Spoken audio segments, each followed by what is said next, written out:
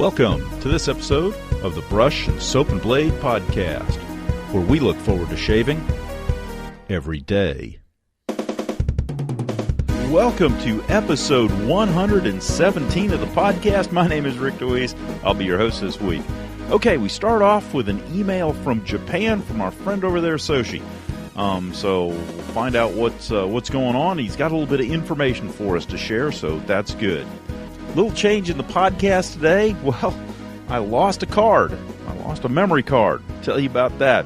Shave of the day, the soaps that I've been using this week, and my electric Scuttle, and how that's working out, and the different options that I've tried and how those have worked out. Playing with knives. Bought myself a new stone, not a real fine stone for straight razors and such, but I'm getting there. You know, I'll get around to it once I can figure out how to make a knife sharp. I guess I'll move on to the next thing, but for right now, we'll just stick with knives. So playing with knives a little bit. We had our Court of Honor with the Boy Scouts, so I'll tell you a little bit about that. Do a little bit of an in-depth on the newest AutoStrop that I have in the collection, which is a Vc4. Tell you about that, and finally, at the end of that, tell you what my recommendations are when it comes to AutoStrops. Now, so far, I've got a VC1, a VC2, and a VC4. Don't have the VC3, but I've got the other one, so we'll talk about it. All right. Don't rush. There's an article on Sharpologist. Talk a little bit about that, and of course, I'll put all the links that I've got for all this stuff in the show notes so you guys can check it out too. I got a contact from a guy, MDBarber. He's the owner over there at MDBarber, and they sell shaving supplies for barbers mainly, but they also have some neat stuff. They've got some Shavettes. Okay. When he asked me about it, I told him how I felt about Shavettes, but he wrote me back, and he does have some neat stuff. One of the things that I may actually get one or two is a straight razor lapel pin. I thought that was pretty cool. So I'll put a link in the show notes. You can check them out, and I don't know, just if you're interested, give them a look. And then finally, a quick rant on technology. Today has probably been one of the most technologically challenging podcasts, only because I don't know if there's loose electrons around here or what, but things are getting zapped and dying and crashing, and it's just, holy cow, every time I turn around, something just like, it's dead.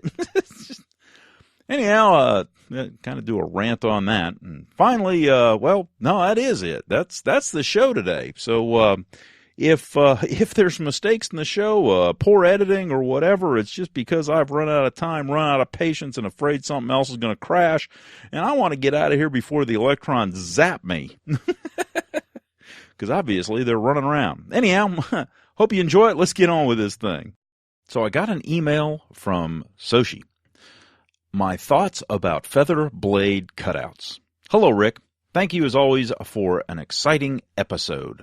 There are no updates or news on the shaving scene in Japan, as always. Anyway, I would like to talk about Feather SE Blade's weird cutouts. Those cutouts are not in the shape of Japanese characters, either hiragana or katakana, or Chinese kanji. I think they are not letters or characters at all. Then what are they? I have heard about a razor which Feather used to manufacture in their early days. If you search Feather self-strop razor on Google Images, you can see two pictures of the razor on top. It is a knockoff version of the Valet AutoStrop razor. It's almost exactly the same thing as a Valet VC2, except for the word on the top cap says Feather. I don't know exact production periods, but I think it was sometime when Japan was still a developing country, possibly pre-World War II. So I think the weird cutouts are kind of relics of Feather's avoidance of some infringements of AutoStrop's patents. By the way, Feather has a museum of razors in Seki City, the city of cutlery in Japan. It is closed for renovations, been closed since March 2015. I'm going to go there when the renovations are complete in March 2016. I will ask the staff about the cutouts and that feather razor when I go. Thank you for reading this long email. All the best, Soshi. Well, Soshi, thank you very much for letting us know what's going on, well, in Japan. Good stuff. Yeah, it's so I'll post the pictures on the blog, and it looks very, very similar to a feather, or it looks very similar to an AutoStrop. It's got the pivot, with the little notch in the back to pivot the comb up, and it actually looks like a VC1. But it may have the top cap of a VC2, but it's got the hooks of a VC1, which I think are a great addition, because after having played around with the VC2 and now the VC4, which I'll talk about later in the show, I prefer the hooks of the VC1. So the feather self-strop DE razor might actually be a better razor. At least, yeah, conceptually, anyhow, in my mind. I don't know. It's interesting, but yeah, it does look almost exactly the same. It's got the two bars for the strop and the pivot, and it clearly in the first picture where it's in the case, it clearly shows the VC2 style thumb piece on the back of the razor head that you push down to raise the comb or the straight bar up into the blade. So good stuff, because the VC2, 3, and 4 have notches, and so this one does too, which is really kind of interesting. I hadn't expected them to go all the way to copying that as well, but very, very interesting, and goes right along with what we've been talking about last episode, and we're going to talk a little bit more about it this episode, because I'm going to tell you about my experience with the VC4. And so anyhow, Soshi, thank you very much for the letter. Hope everything's going well in Japan.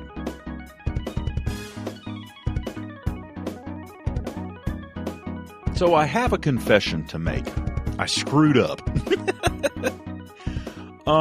Usually when I record the podcasts in the truck, I have my digital recorder sitting in a center console that I built, sitting in such a way that if I ever get into an accident, it's not going to bounce around and beat me about the head and shoulders or anything like that. It'll stay put, attached relatively firmly to the center console, and hopefully not cause too much havoc. And so, because it is sort of attached, I typically don't take it out. I typically just leave it there. And what I take out is the SD card. Excuse me. So what I take out is the SD card. And a couple days ago, about a week actually, I took out the SD card, brought it up here, did everything that I needed to do, produced the episode, and of course it was terribly late at night, and I was rather tired. And I believe I put the SD card in my pocket, and then proceeded to go to work and not put the SD card back in my recorder. And so I don't know where my SD card is, and I've been looking for it for a week, and I've come to the conclusion that I'm going to have to go out and buy another SD card. But the worst part of it is that I have not recorded anything in the truck this week, so I'm going to have to do it old school here. I'm going to have to kind of rely on memories and things like that, and just, well, talk into the microphone setup that I have here. So if it sounds a little bit off, it's not quite as, well, spontaneous maybe as it typically is, and hopefully it won't be too obnoxious. Although, on the other hand, the sound quality of this microphone setup is a whole lot better than the one in the truck. But, well, there you go. It's always trade-offs in whatever you do. I mean, you either have a really good blade and a bad razor, or you got a really good razor with a bad blade. It just seems to work out that way sometimes in life. Oh, well. The good news is that we keep smiling about it, because at the end of the day, It's just wet shaving, and while an important activity, the most important part of it is the mindset. I was walking into work and happened to run into let's say it would have been my boss's boss, I guess it was. And he asked me how I was doing today. And I said, well, I'm doing great. He looked at me and he was like, really? I said, yeah, it's an absolutely gorgeous day. I got to wake up, put my feet on the ground, take a breath. After that, the rest is gravy. And it's that kind of attitude that, for me personally, wet shaving helps establish every morning. Every day, I walk out of here clean shaven. I don't have nicks and cuts, and my face isn't all rough and beat up. Smell good typically, either because of the soap or because of the aftershave, and we'll just generally enjoy the morning experience. And that right there is what sets the attitude for the rest of the day. Now, don't get me wrong. There are some days when I get my head just figuratively kicked in. Yeah, it happens. But the thing is that I walk into the day with a great attitude, and even though I'm rather annoyed while I'm getting kicked, I know that it will soon end, and it's not really, yeah, it's important, but it's not the be-all, end-all of life, and that's okay. I'm there to do a job, and I'm going to do the best I can, just like I do with my shaves in the morning, the best I can. And so it's just kind of an attitudinal adjustment every single morning that I, actually look forward to and miss it when I forget, which I do occasionally, like on weekends and things like that. So, yeah, it is all good. And, yeah, I'm going to have to go out and buy another SD card, but, that's okay. It's just not the worst thing in the world. I'm still standing up and breathing after all.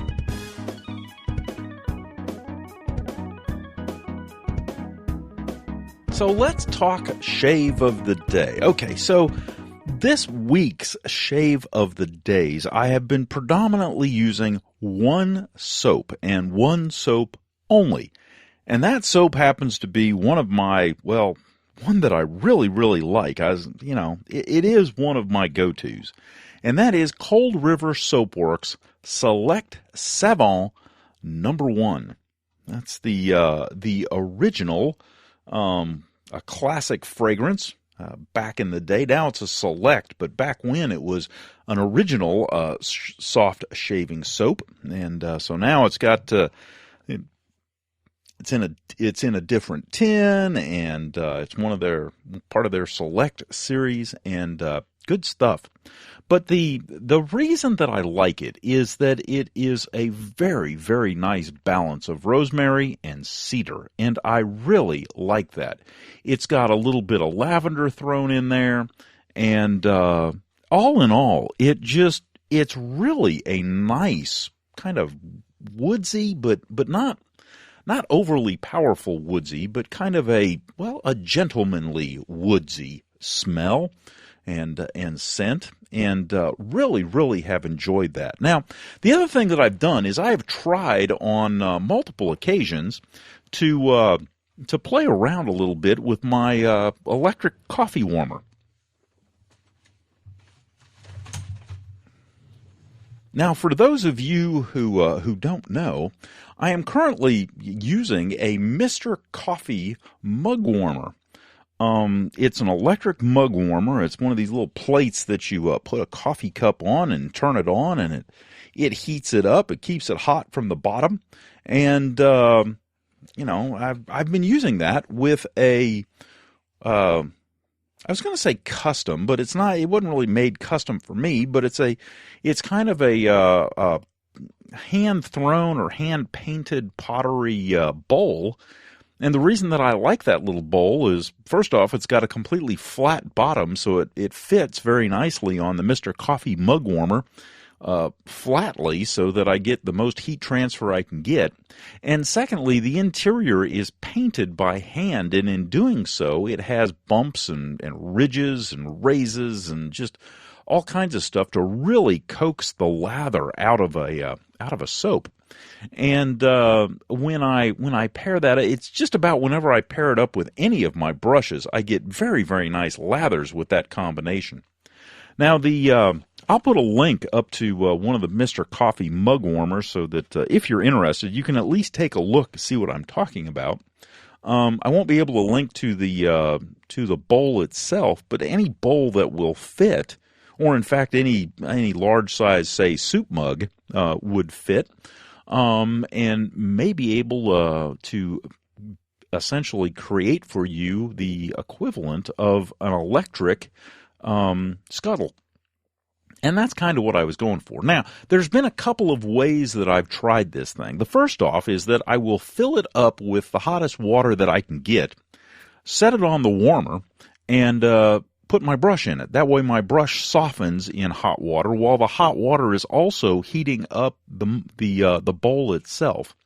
And then the electric hot plate basically is just, well, kind of keeping it warm and hopefully making up for any warmth that escapes into the environment. And quite honestly, that seems to work the best. I do find that I have to be careful because there's always some residual water that stays in the bowl because it's not completely dry.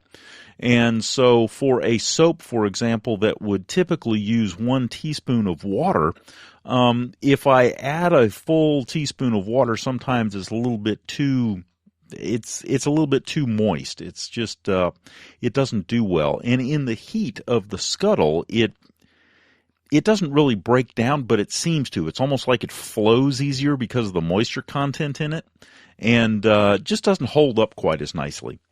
Now, on the other hand, that same mug bowl after I've soaked it, and just put just a couple of drops of water in it, so that between the water that is residual after I pour it out and just those couple of drops, I get pretty close to a teaspoon. Now that creates a lather that is it's nice, it's thick, it's thick enough that it retains the heat and doesn't break down and just kind of become fluid and flow all over the place and become almost thin looking, even though it's not. It's weird.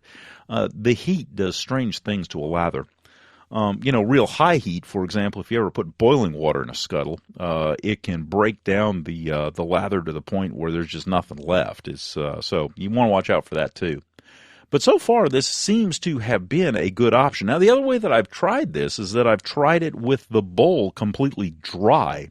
I have actually soaked a brush in a different bowl and just warmed up the bowl on this hot plate, basically, with nothing in it. That has worked, but it has not transferred as much heat because I don't get that big thermal oomph, if you will, of filling the bowl up with hot water. So the best method that I have found, like I said, is fill the bowl or the mug up with hot water, soak your brush in it, put it on the hot plate, turn it on, jump in the shower when you come out, shake out the brush and dump out the bowl.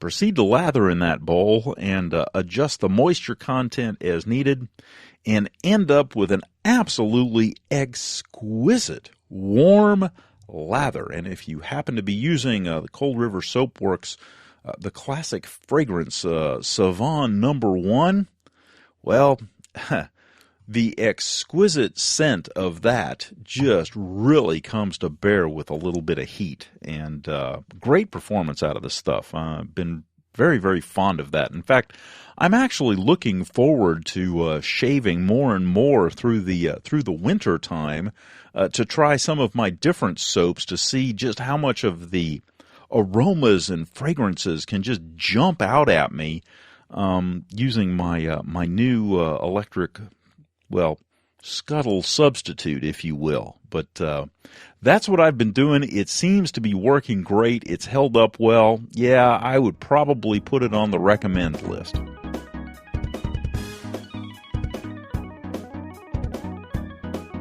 So last week, over the Thanksgiving holiday, I decided, well, I wanted to go out and buy a new sharpening stone, a new whetstone. And so I went out and bought a King 6,000 grit whetstone. Now, I already had a King 1,200 grit whetstone. So between the two of them, I have, basically 1,000 and a 6,000 grit. And so I then went on a mini tirade, if you will, of going around the house and sharpening everything that I could get my hands on. And some of the things sharpened very, very well, and some of them didn't sharpen worth a darn. Now, I must admit that I have some nice kitchen knives, some French kitchen knives that we've had for a long, long time, and I've sharpened on multiple occasions, and those sharpened up very nicely, at least the ones that I did. I need to do a few more, but I was trying to get my hand in and get some practice and everything else. I then went and I had a Green River blade, a Green River knife blade, which is a carbon steel blade that I bought over at Crazy Crow, where if you're into Indian crafts and things like that, it's a good source. Anyhow, these are Green River knife blades, and they are they're made by Russell, and they've been made by Russell's cutlery since the 1800s. They've been around forever. And one of the blades that I have is a little 3.5-inch paring knife. Now, I just wanted to see what kind of an edge I could get on this thing, and I was able to achieve, just about scary sharp. I mean, it's one thing if you can take a piece of newspaper and, cut a straight line. It's a completely different thing when you are cutting S's in the piece of paper. And I was able to do that.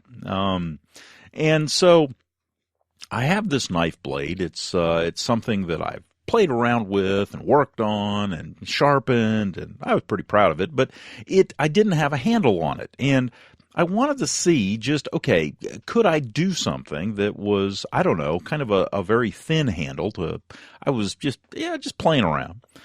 So I went and I got a piece of paracord, a piece of, kind of a goldish yellow paracord, and proceeded to pull the guts out of the paracord.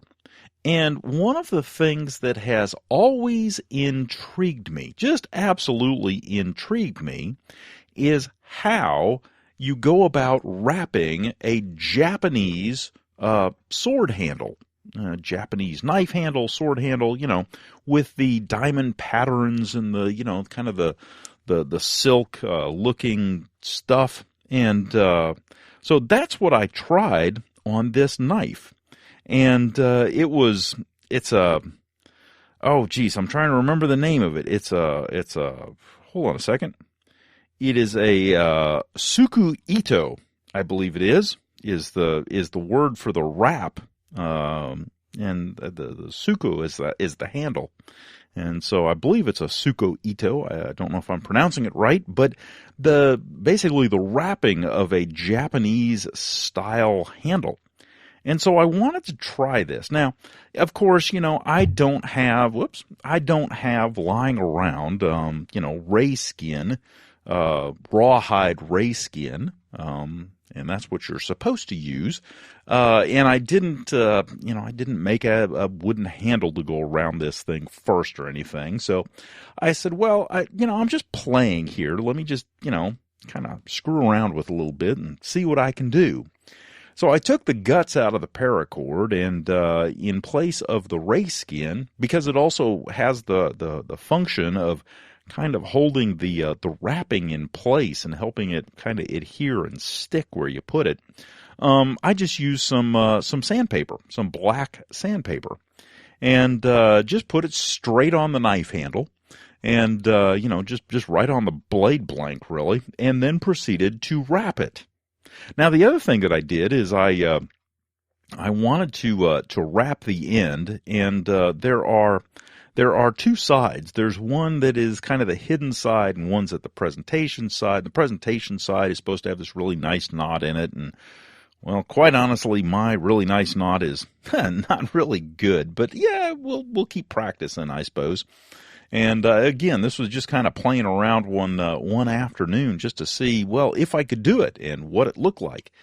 And so I'll throw some pictures up on the blog. But the point that I'm trying to make, I guess, and the thing that I'm trying to get across is, if you have an opportunity to try something like that, YouTube is an exceedingly powerful thing.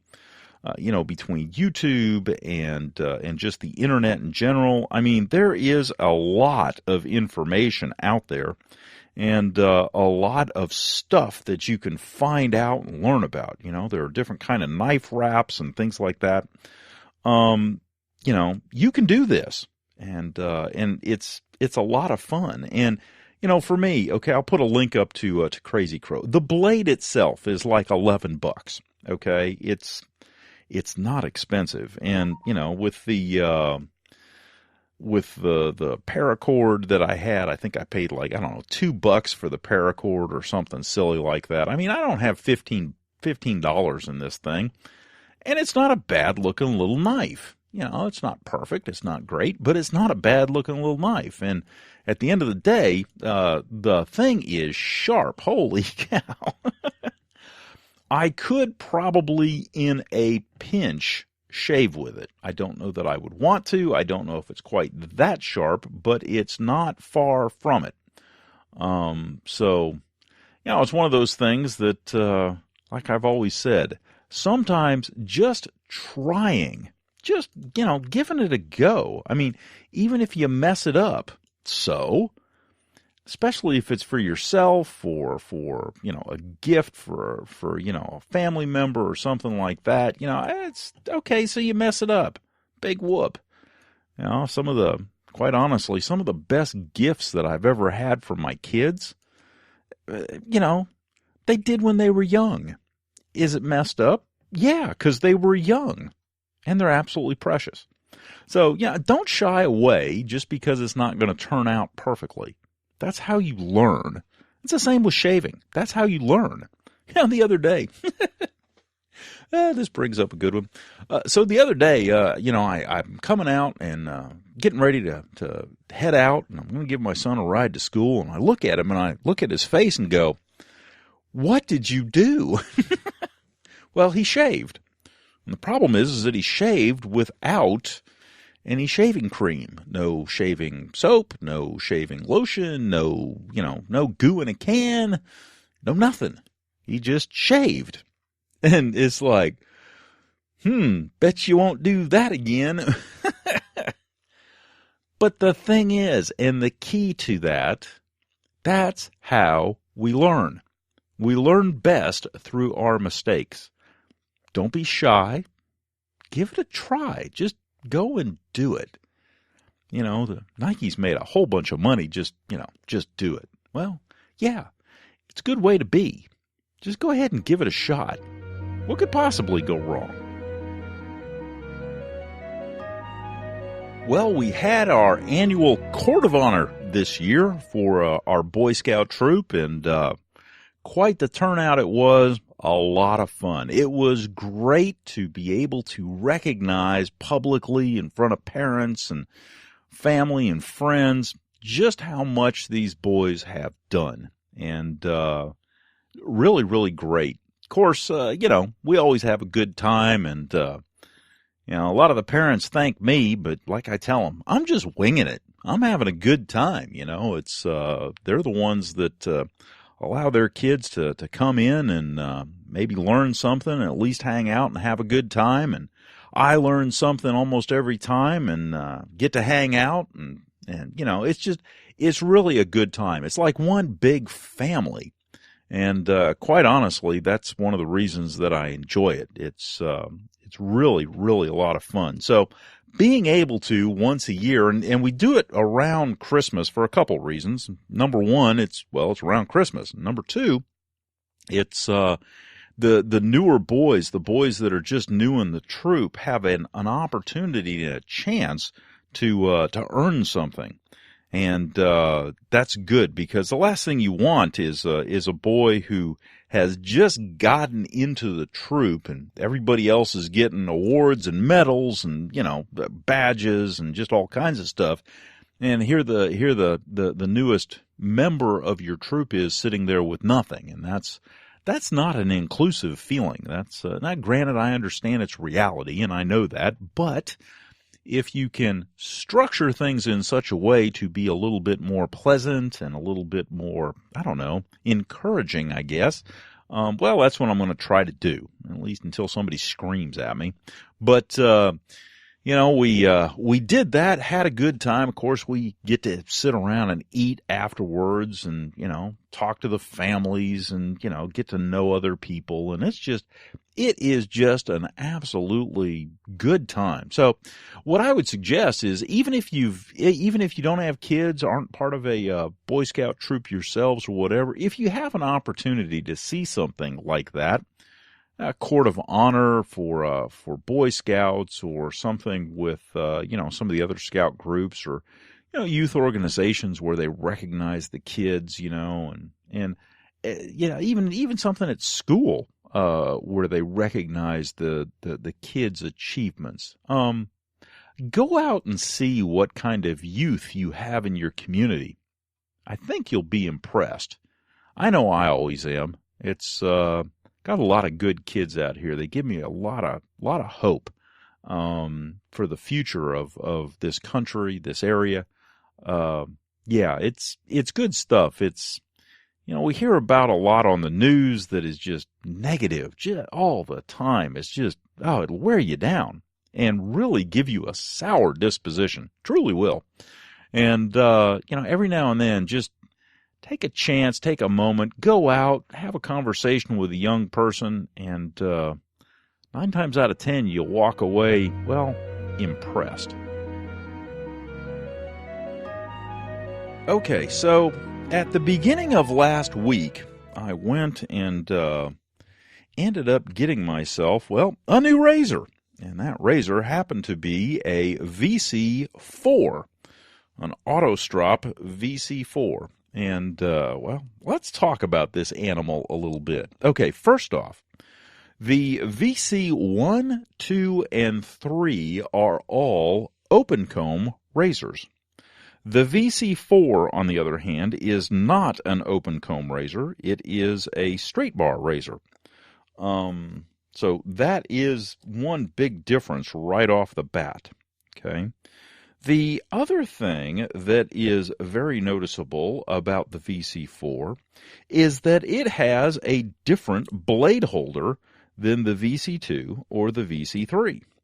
The VC4, and I'll try to take a bunch of pictures again of this thing, the VC4 blade holder is a lot less complicated than any of the blade holders that Feather has. However, it does still rely heavily, and in fact almost exclusively, on the tabs. The word Valet has the tabs for the V and the T that kind of engage the blade and hold it in place. Now, the thing that's interesting is that if you look, for example, at the VC1, you are holding the blade by the sharp edge while you are sliding it into the holder and engaging the clips. Now, as many of you know, you can press down on a razor blade and probably not cut yourself. But when you slide on that same razor blade, it's probably a completely different matter. And so the evolution of the holder for the Valet AutoStrops is, I believe, and it makes sense, an attempt to reduce the manipulation of the blade that would cause one to be prone to cutting. And so the VC4 does that quite nicely because you hold the blade holder and or let it fall all the way to the back side, basically, and you essentially drop your razor blade on top of the blade holder. And it just sits in there in the little tabs, and everything's nice and aligned. And in fact, it also has small raised pins that engage the cutouts that are also on the blade, and that kind of keeps it from going side to side. All in all, it's not a bad alignment system. And then there are the raised pins that engage the holders, or the notch cutouts, if you will, are also the pivot pins for the little swing catches, one on each side, that swing into place over the blade and under the blade to hold it in place onto the blade holder. And then that whole thing just kind of swings into position. And all in all, it's just a very nice and well-designed system to hold the blade. And so from that standpoint, I look at it and I go, that right there, that's not bad. That's a pretty good system. It's easy to manipulate. It's not dangerous. I mean, it's about as far away from being dangerous as you can get. You would have to, compared to the other ones, let's put it that way. Compared to the other ones, you would have to really kind of mess up to hurt yourself with this blade holding system. Now, once all that gets put into place, then the next step, of course, is to raise the straight bar up to the blade, and you do that by making sure that the blade holder and blade are down in position, and then holding the razor in your hand as you would normally do, pushing on the back push tab with your thumb, pulling down on it basically, to raise the straight guard up into the blade, and everything kind of positions itself. It's got the two little hooks. It doesn't have hooks for the blade, but it has two little bars that engage the blade holder, so the blade and holder assembly don't go flopping around and flop out of position or anything like that. And all in all, it's a very, very nice razor. I mean, the weight is, about the same as the VC1. It's very similar in construction. It's not too different. I mean, if you look at them side by side, they're pretty close. They're not exactly, but they're pretty close. I think the VC1 has a little bit higher blade angle.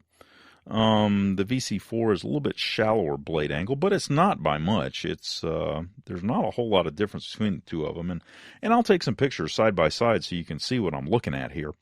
But the thing that I noticed about the VC4, and it becomes very apparent when you hold these things side by side. If you look at the VC1, now it's an open comb razor, but if you hold the razor up so that you're looking straight down on the head, and you have the blade engaged all the way in the hooks, and you look straight down, from the edge of the blade to the end or edge of the open comb system, okay, you're talking about maybe a millimeter. There is not much different or much distance at all between where that blade, where the open comb contacts your skin and where that blade first initially contacts your skin. And if I look at the VC4, there is a good, 4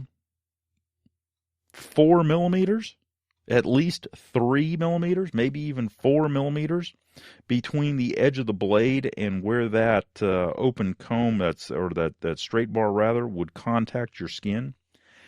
And the reason that is important for me is that I can shave closer under my nose with the original VC1 because it doesn't have as much distance from the open comb, the edge of the open comb, to the blade. Where the VC4, I have to basically, as I turn down underneath my nose, the straight bar has to move out of position, and by the time the blade actually contacts my skin in order to cut, you're basically a 1/4 inch under your nose And so the difference is huge. I can get a much closer, much easier shave under my nose with the VC1 than I can with the VC4.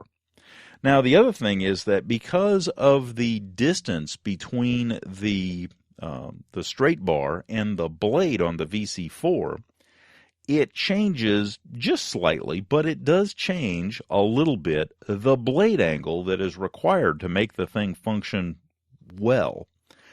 The VC1, because everything's so close, I have actually a lot more tolerance for different blade angles.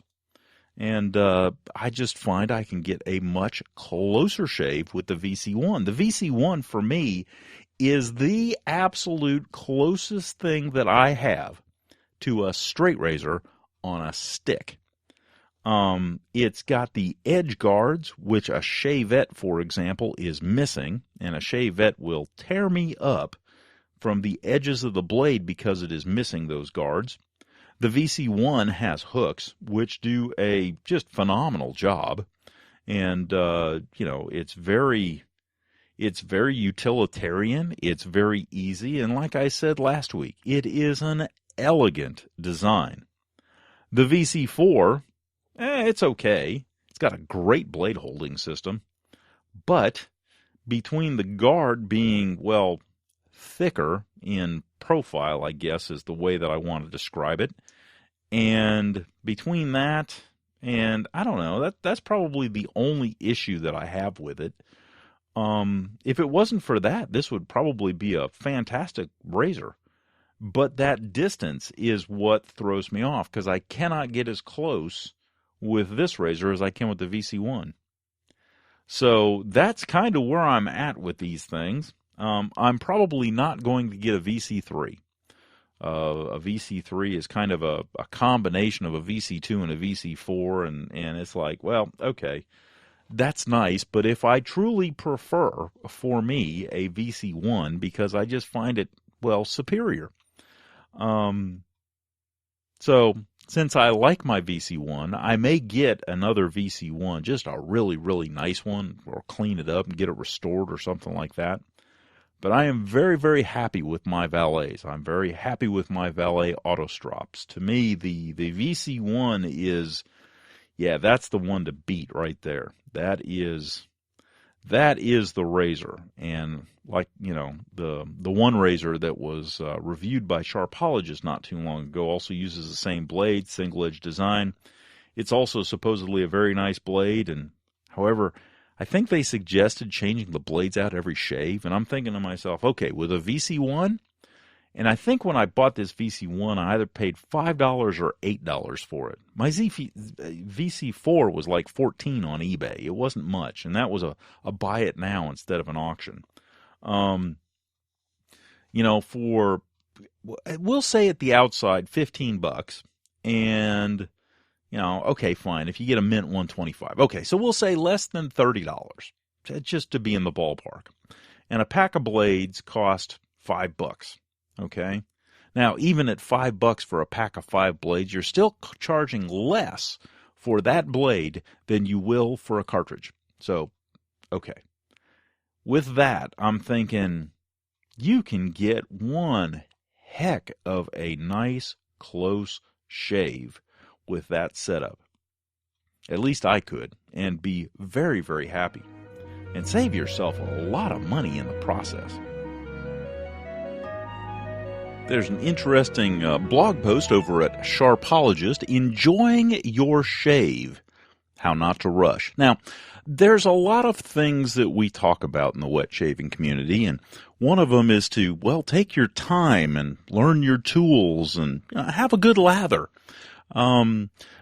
Probably one of the most important things, especially when you're starting out, is, well, don't rush it.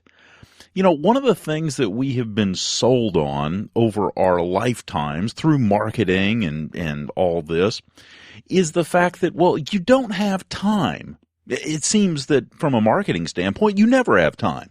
You don't have time to cook dinner. You don't have time to, do anything on your car. You need to have a lawn service because you don't have time to do that. You need somebody to come pick up your trash because, you don't have time to take care of it yourself. You don't have time for anything. It's obvious. But yet there's still 24 hours in a day, and somewhere somebody has the time to do this stuff.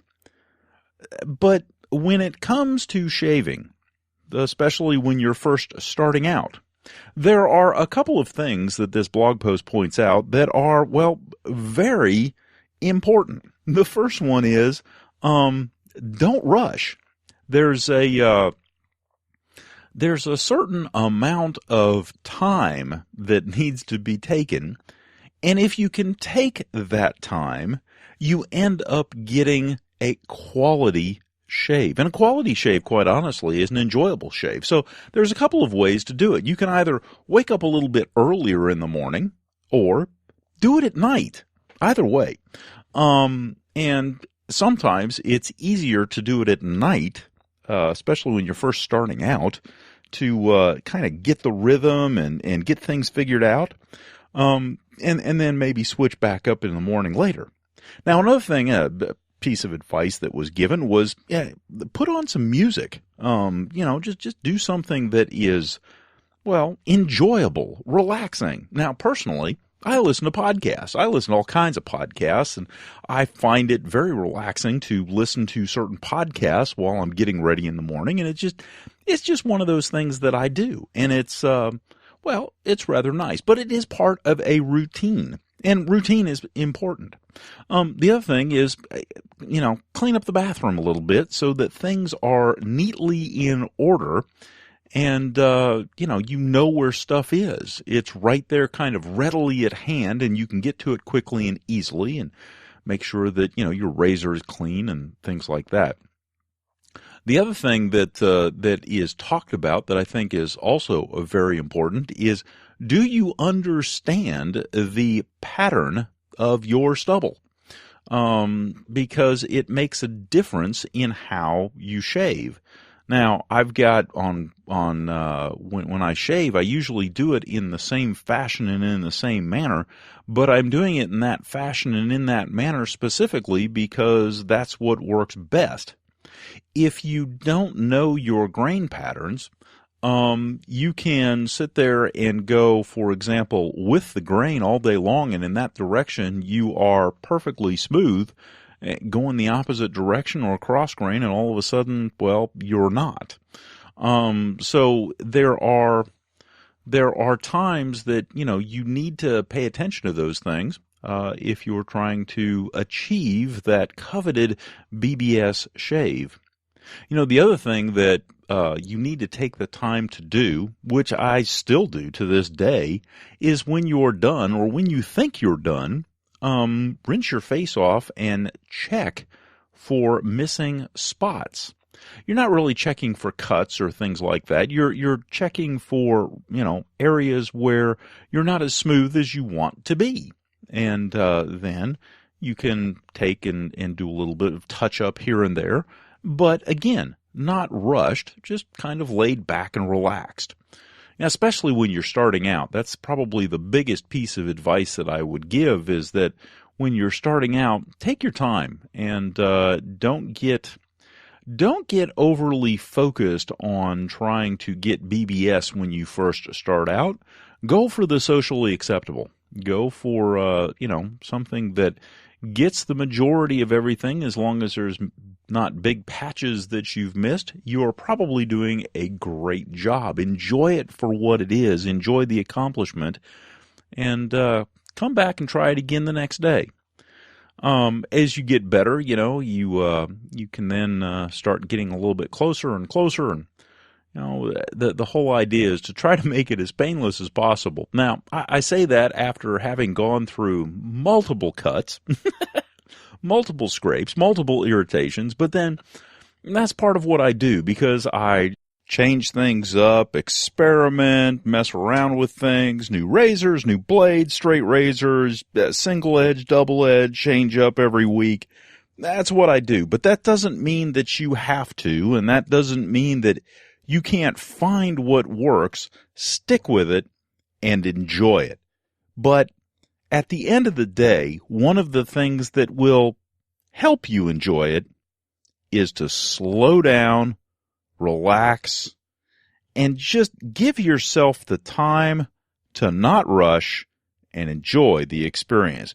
Check out the blog post on Sharpologist for more information. Okay, so I got to tell you about a contact that somebody sent me, an email that somebody sent me. This was sent in by Dave. He says, my name is Dave, and I'm the owner of MDBarber. Now, MDBarber has a website, MDBarber.com. It says, we sell primarily to professional barbers, but we have had growing interest in our products from the home shaving community. We have sold tens of thousands of replaceable blade straight razors and would like to know how we can let more home shavers know about our products. So I wrote him back because essentially what the replaceable blade straight razors are, well, Shavettes. And I told him, I said, well, I don't offer space on my site. It's just not something that I do. I'm also not a big fan of Shavette style razors. I've said this many times on the show. I've even commented that a Shavette is, well, in my opinion, the next best thing to the lawyer of the ex-wife trying to get every last drop of blood out of you. But anyhow, I said that, my previous comments concerning Shavettes are rather well known by my audience and might impact receptivity towards your stuff in a, well, negative way. But I told him that, let me know what he wanted to do and everything. And I don't charge for advertising or anything. He wrote me back. He said, thanks for being honest. He said, of course, I understand your razor preference. What about something fun that all straight razor enthusiasts would enjoy? And he threw something out there, and I thought it was kind of neat. He has some straight razor lapel pins. You wear them on a hat, you wear them on your lapel, all kinds of stuff. But he's got quite a few of them there. So what I'll do is I'm going to throw a couple of pictures up here, and if it's something you'd be interested in, they're not that expensive. And seeing as how it's around Christmas time, it may be just a fun thing to have. Throw on a hat, strike up a conversation, and, well, help evangelize a little bit. And if you happen to be a barber, I got one with barber poles and shears and combs, and, well, it's just kind of fun stuff, So something to think about. And it was nice to have an email from somebody who thought of me and thought of, well, you guys as maybe being interested in their stuff. So it's www.mdbarber.com, and I'll put a link in the show notes. Okay, so quite honestly, me and technology right now have a real shaky relationship. All right, so started out this podcast telling you about how I have lost an SD card. Okay, I've lost an SD card. You're thinking, no big deal. You go out, you buy one. Okay, since then, what has happened? All right, I had a 2 gig SD card that is in my digital recorder here in the studio that crashed, would not initialize, would not do anything, just sat there looking stupid at me no matter what I did, wouldn't boot up in any device that I had, couldn't format it, couldn't do anything. It's dead, it's gone. I pulled out another one, an 8 gig card. Won't do anything, won't boot up, won't do nothing, won't format, nothing. It just sits there looking stupid. In the trash that one goes. Finally found another one so that I could finish up this podcast, and lo and behold, it has stuff on. I got to format through that, get rid of all that stuff. Luckily, I've got it saved in about 3 other places, so not that big a deal, but oh my gosh, what a pain in the butt just to have a memory card that I can record to. Ugh. And realistically, the thing that is so aggravating about all of this is that when it comes down to it, a computer chip, a memory chip, it's all the same thing. It is an overgrown grain of sand. And lately, that overgrown grain of sand is, well, copping an attitude. I mean, gee whiz, how much trouble can a simple, piece of silica cause? Apparently a lot, and it's getting to the point where it's just, it's annoying. Luckily, I have a glass full of something to help me calm down. Anyhow, short technology rant, there you go. But that's the show tonight, and or today, and hopefully it's worth listening to. I enjoyed doing it as always. In spite of all the technical difficulties, they're still fun to do, so it's all good. And besides, I'm still standing and breathing. The rest is gravy, right?